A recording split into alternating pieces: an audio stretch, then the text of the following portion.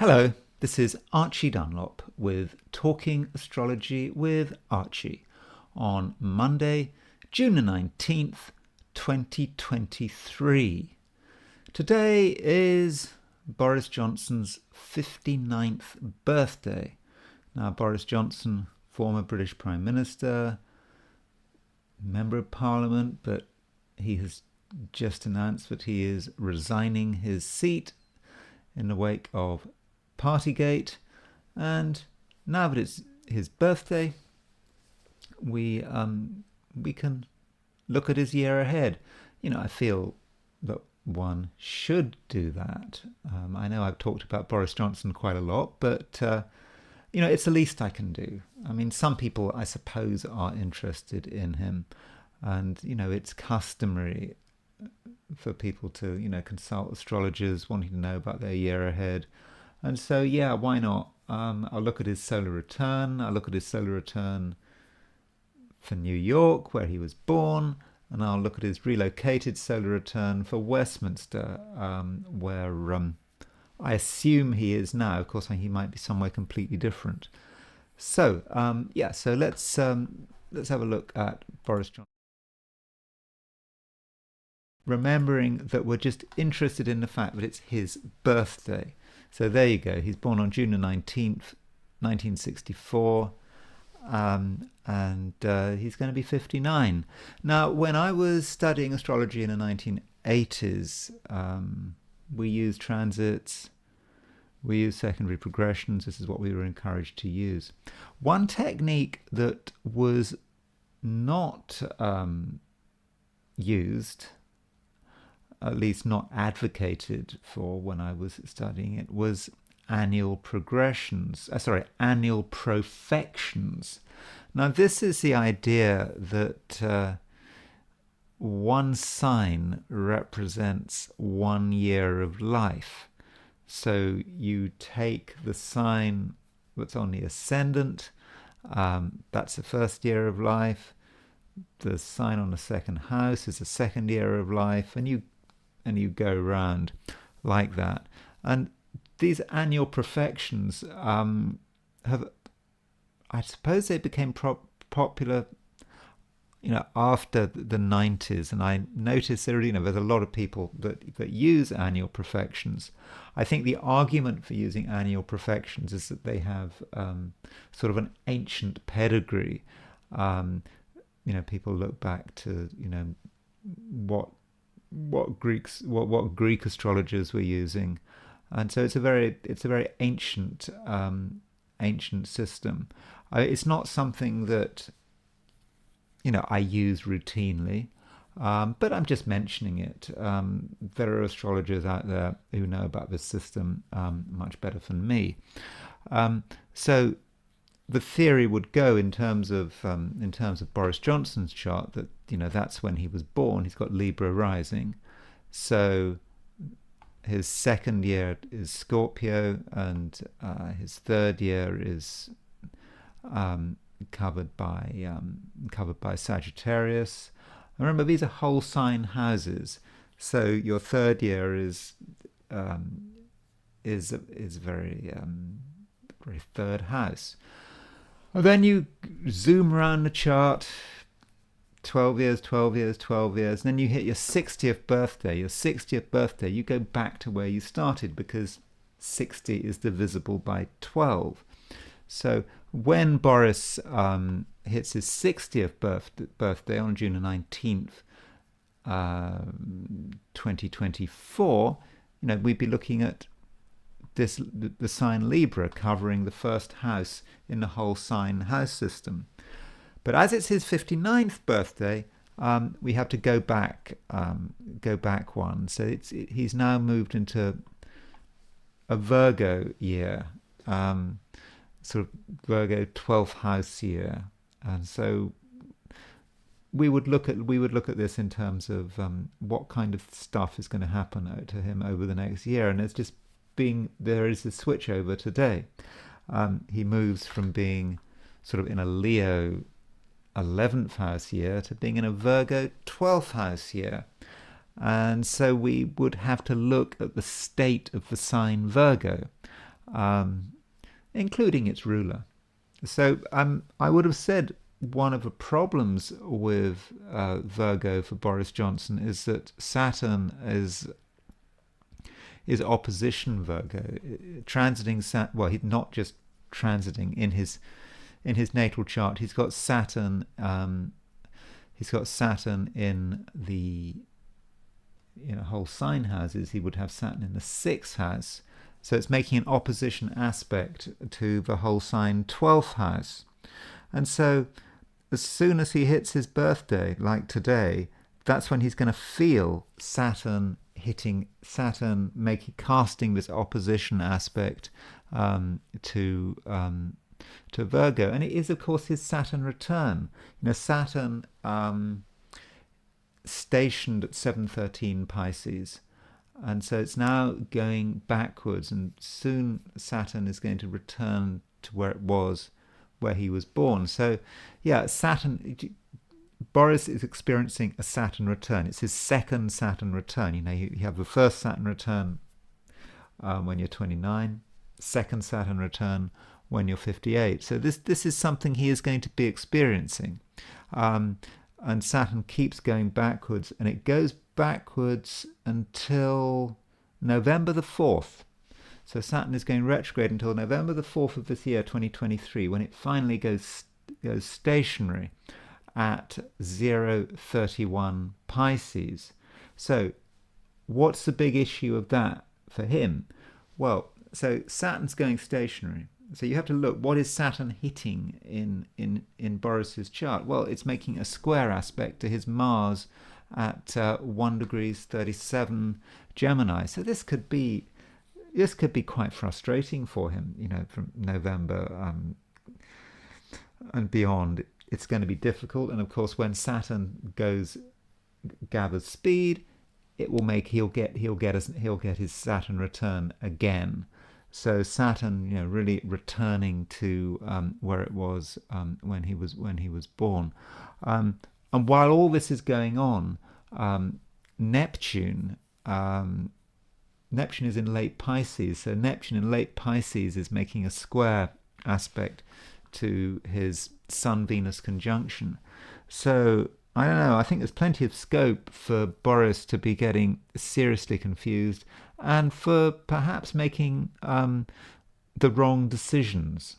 As far as his solar return is concerned, I've already talked about this controversy about where do you set a solar return for? Do you set a solar return for place of birth, or do you set a solar return for where someone is when that solar return happened? I usually go for setting a solar return for your place of birth. My argument in favor of doing that would be that fundamentally we can't escape our fate. Can we really escape our fate by moving to a different location to avoid something? I just don't think we can. So as far as Boris's solar return set for New York, we see his sun is in the 7th house for his solar return, and the sun is square Neptune. By definition, it has to be, because he's got Neptune square his sun. So when that solar return comes up, we will see it there. And so with the sun on the 7th square Neptune, this may be a time where he has to really deal with his enemies. There are still going to be people out to get him, even though he's no longer prime minister, even no longer a member of parliament. There are still enemies. I think he also has to be careful in terms of relationships. Relationships of all kinds, but I suppose particularly, he has to make sure that all the important people in his life, loved ones, whatever, that he has to treat them with great respect, with that sun in the 7th. And, that's perhaps where his work should be. It may also suggest that it's a time where Boris needs to be, or is planning on, cultivating partnerships. The 7th house isn't just about romance; it's about partnerships. And so this may be what he wants to do. I don't know, partnerships in terms of maybe business partnerships. I mean, he's got a lot of expenses. He's trying to make more money. So that's one possibility. It could be political partnerships because, I absolutely do not think that Boris's political career is over. I think he's still got some mileage there. Britain, does not have interesting politicians. I don't think that Boris Johnson is a competent politician. I've given my reasons. Nonetheless, he's got the common touch, even though he went to Eton and Oxford. He knows how to get votes. So he, with that Sun in his 7th house square Neptune this year, he may be trying very hard to make new partnerships, perhaps relating to his political career. But he does have to be careful because Sun is square Neptune. He might get involved with people who really aren't a good fit. He may be just too optimistic. Just hope that everything is going to be fine. Remember that Boris Johnson has a Jupiter-Neptune opposition in his chart. That can be over optimistic, thinking the best of a situation when in fact the situation is could be dangerous, and he could delude himself. Now, what happens if we relocate his solar return for where he is? Now, I don't know where he is, but I'm just assuming he's in London at the exact time that the sun returns to where it was when he was born. Now, he might, if he's not in London, what I'm saying here is just not is not going to be valid. But what's interesting about his solar return set for London is he's got Neptune rising. He's got 26 Pisces rising, Neptune rising, and the sun is square Neptune. So I think that is potentially really difficult. The sun is exactly on the IC in the solar return, very close to the IC. Neptune is very close to the ascendant. I don't know. He may be moving into a situation where he just gets really confused, particularly if he's in London. Where he could just completely kid himself about what is possible. So I think Boris needs to be very down to earth. Now, I do want to finish on one positive note. I said that from an annual profection, it's covered by Virgo in the whole sign houses. That is the 12th house, and the ruler of Virgo is Mercury. And just to remind you, Boris's Mercury is really in a very good position in Gemini. So in spite of what other things are going on, it will be a great year for Boris to write and communicate and do all that Mercury stuff. So, overall, I think it's probably going to be a bad year for Boris, but I think because of that Mercury, there are going to be some bright patches, particularly in terms of writing and communication. But and what would my advice to Boris be? Just keep it real. Don't believe anything he's told, and don't trust in human nature. Don't believe that if you get involved in some kind of partnership or business partnership or some alliance, don't think it's going to work it out. Don't think it's going to work out, because it may not, and in the end you could embarrass yourself. That would be perhaps my advice to Boris. Anyway, all I was trying to do was wish him a happy birthday. So he's certainly not my favourite person, but it is his birthday, 59 years old. So I hope he has a great year ahead. within reason. I mean, because if he has a great year ahead, that means that other people may be having not such a great year ahead. I don't know. Anyway, so let's look at the astrology for today. And today is Monday, June the 19th, 2023. The moon is in Cancer. And, the moon is very well placed in Cancer in one sense because it is in mutual reception by exaltation to Jupiter. There's Jupiter in Taurus. Moon is exalted in Taurus.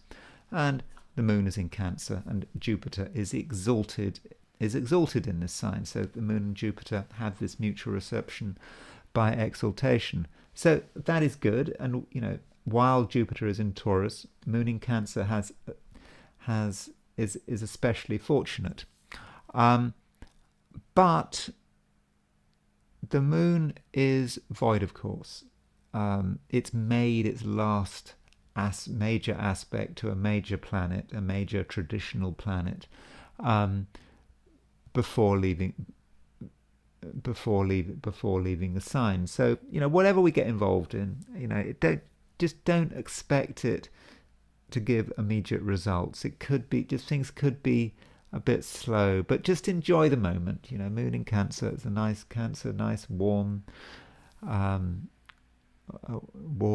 sensitive sign, and a grounded sign. So it's a good time perhaps for us all to ground ourselves and not to be thinking too much about what we can achieve in the short term. Now, there are a couple of things to point out. Venus is at 12:30 Leo, and it's making an 135-degree aspect to Neptune. In other words, a sesquiquadrate. That could be a problem. Venus is the planet of love. Neptune is the planet of delusion, deception. So when you have Venus sesquiquadrate Neptune, there's plenty of scope for just getting the wrong idea. So in your love life, romantically, whatever, just be very careful and don't delude yourself. Venus is also a planet connected with money, so don't be tempted to overspend. You might look at something, online. You think, oh yeah, that'd be really good. I want to buy it. Looks pretty, whatever, looks useful. I would think twice, and I would postpone expensive purchases, but unless they're really essential, if you need them to live, fair enough. But if it's just something you don't really need, then I would postpone it. Think about it again. Let the Venus-Saturn sesquiquadrate break up. When you look at it again, you may realize you don't really need it. Also, Mercury is sesquiquadrate, making 135-degree aspect to, where's Mercury gone? Mercury's there, to Pluto. Now, this can have a number of manifestations, and it kind of depends who you are. For some of us, we just may not want to communicate. Pluto is a heavy influence today. And we may just feel, no, it's just too difficult.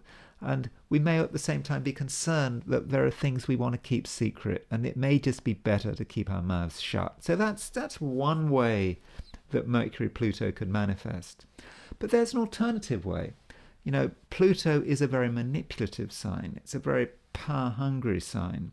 So Mercury sesquiquadrate Pluto could be about trying to persuade people, using our emotions to persuade people to do things our way, remembering that Mercury-Pluto contact is often connected with propaganda. Governments trying to propagandize. Listen to what your government is saying. Do you really believe them? Listen to, some charismatic politician. What's he saying? What's he trying to make you believe? Because chances are he's just playing games, or she is trying to play games. Is just trying to confuse you, to make you believe the party line, the state line, whatever that might be. On a slightly different note, I should point out that today the Sun continues to be on the Mars-Jupiter midpoint. So there's the Sun on the Mars-Jupiter midpoint. I think I talked about that yesterday. So you might think that that is about successful action, successful aggressive action. Yet the Sun is square Neptune. There's Sun at 28.8 Gemini, Neptune at 27.39 Pisces. Sun is square Neptune on the Mars-Jupiter midpoint. And that can be about being very excited about something, putting all our energy into getting a result. But Neptune just, we don't really know what we're doing. We go in with all this enthusiasm, but then later reality hits. So avoid large-scale initiatives, particularly if you're irrationally excited about what might happen. You just feel it's going to happen, be excited about it. Now, Neptune can do that. Neptune can be very confusing. Now, as far as my forecasts for the 12 signs are concerned, here they are. It is Monday, June the 19th. Aries, there's not much to be done, and in your own home, you can quietly prepare for future challenges. Taurus, there is a sense of delusion, and it is so easy to reach for wrong conclusions. Get a second opinion. Now, I'm saying that because Venus is the ruler of Taurus, and Venus is sesquiquadrate Neptune, the planet of confusion. Gemini, financial matters seem promising, but short term, you can't expect much to happen. Yet, you are very persuasive. After all, Mercury, ruler of Gemini, is sesquiquadrate Pluto, the propagandizing aspect. Cancer, there are lots of things going on, but it is difficult to see anything through to a conclusion. So, accept the situation. Leo, you feel that the time for action is fast arriving, but few things are clear and deception is possible. Virgo, you're good at spreading lies and creating false impressions. After all, Mercury is ruler of Virgo, and it's sesquiquadrate Neptune. But ask yourself why you are doing what you are doing. Libra, have fun with your friends, but don't be fooled. You could be led into a situation that you later regret. Scorpio, you've got lots of ideas, but don't expect them to come to anything, at least in the short term. Is travel worth the effort? Probably not. Sagittarius, you're trying to get things in order, but every rearrangement seems to go wrong. Understand the problem before committing your time. Capricorn, other people are calling most of the shots, but that doesn't mean that they are in full control. Choose your moment. Aquarius, complications are unlikely to get worse, and from now on, things do start to simplify. The people around you seem confused. Pisces, the situation may not be typical, so don't make assumptions and don't make plans that can't be changed at short notice. So that's the astrology for today. So what I'm going to do now is turn to the I Ching. And as always, I threw the 3 coins in the air, asking a question. What is Sunday going to be like for visitors to my YouTube channel? And the first hexagram I got was number 39, obstruction. So that means that it is really going to be difficult to get things done, particularly in the first instance. We're just going to get blocked, obstructed. And, we really just need to accept the situation. So in the first instance, we go out, we try to deal with the obstruction, but it's just not worth the effort to begin with. And we probably need to go home. Now, I don't know whether this obstruction could be actually about something physical. I don't know whether it's plumbing or whatever. So if there is some kind of real obstruction, some real three-dimensional obstruction, don't just go storming in and think you must remove that obstruction straight away. Okay, if it's essential, call in a specialist, but just don't cause damage by trying to remove an obstruction, whatever that obstruction might be. Just wait it out. And as the day progresses, though, the situation will start to improve. There are some moving lines on the obstruction, and this does suggest that we are going to start to get some help. When we get people that know what they're doing to come and look at what's going on, to discuss what's going on, our friends are ready to help. So whatever's obstructing us, whatever is stopping us from achieving our aims, as the day progresses, we can start to get some help, we can get advice, and that brings the possibility of progress. And this is reflected in the second hexagram. This is a hexagram that obstruction moves to. An obstruction changes to enthusiasm. So that's really rather good. So, people start to look at the problem again from a different angle, and suddenly we realize that it's not so bad. We've got the help and support we need, and with great enthusiasm we can start to deal with the issue. So I think today should actually end on quite an optimistic note.